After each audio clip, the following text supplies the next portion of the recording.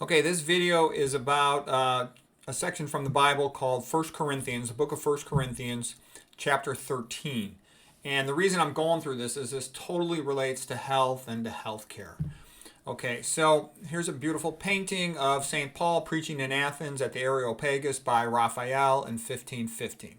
So the ancient Greeks were very intelligent, educated, open-minded, and they let St. Paul preach, and they learned a lot from them, and most of them became Christians. Okay, here's just a line from the book of First Peter, chapter 4, verse 8. Above all, love each other deeply, for love covers a multitude of sins. So what the Apostle Peter is saying here is that the most important thing is love, and that's a really important point. Why does a mother and a father take care of a baby? Because they love the baby. That's what gives them the energy and the willingness to do everything that's necessary. Stay up all night, change the kids' diapers and all that stuff.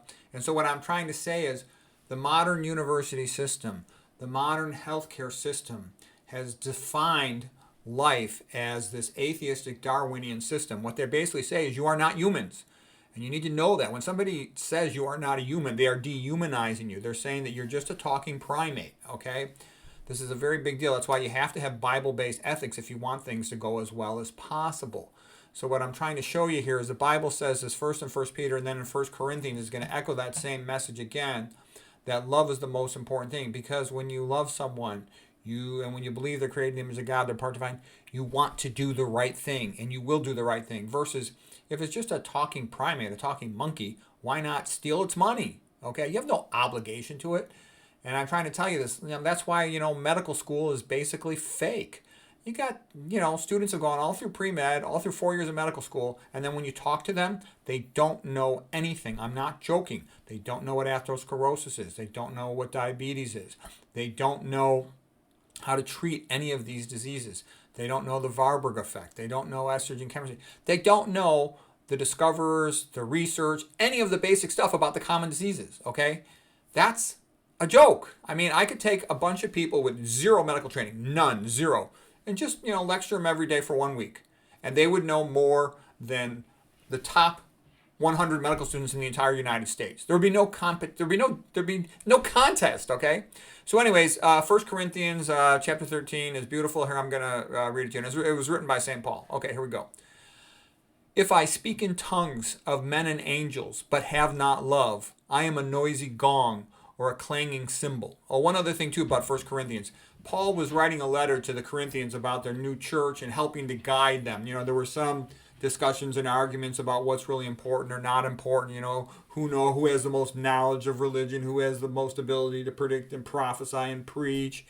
And what he's basically saying here is that you're kind to each other and loving. That's more important than everything else. Okay? And though I have the gift of prophecy and understand all mysteries and all knowledge, and though I have all faith that could move mountains, but have not love, then I am nothing. Love is patient. Love is kind. Love does not envy or boast. It is not arrogant or rude. It does not insist on its own way. Love does not rejoice in wrongdoing, but it does rejoice with truth. Love bears all things, believes all things, hopes all things, endures all things. Love never ends. As for prophecies, they will pass away. As for tongues, they will cease. For we now know in part, and we prophesy in part. But when the perfect comes, the partial will pass away. When I was a child, I spake as a child. I understood as a child. I thought as a child. But when I became a man, I put away childish things. What I now know in part, then I shall know fully. So faith, hope, and love abide. But the greatest of these is love. Okay, 1 Corinthians chapter 13. So the whole point of all that is love is what makes everything work. And that's both coming from St. Peter and St. Paul. And it's a central message of the New Testament, okay? This is what I'm saying is the wisdom of the Bible. All these phony professor blowhards in the universities, they sit there and they lie to the students. These medical schools, they lie to these students and pretend they're teaching them about health and medicine, and they're not. It's BS. You won't meet a single doctor who knows that atherosclerosis is a blood clot, okay?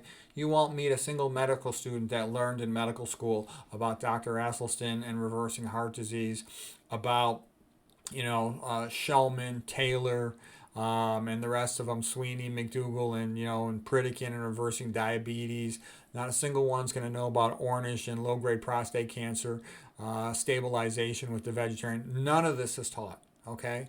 And so all the most important common stuff is not taught. And why? Because there is no love. There is no love for the patient. The higher you go up in the system till you get all the way up to big pharma, then, it's like poison these, talking primate, stupid, useless eaters, okay?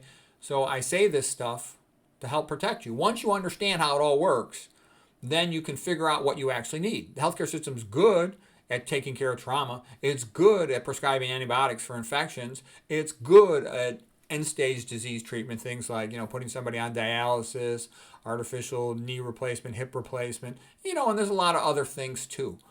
But once you get this whole thing, I think it enables you to better help yourself and your family, and it's also a good message for relationships, and it's also a secret for making a society work. And that's why you need all this stuff, because if you don't have it, everything goes into exploitation and money.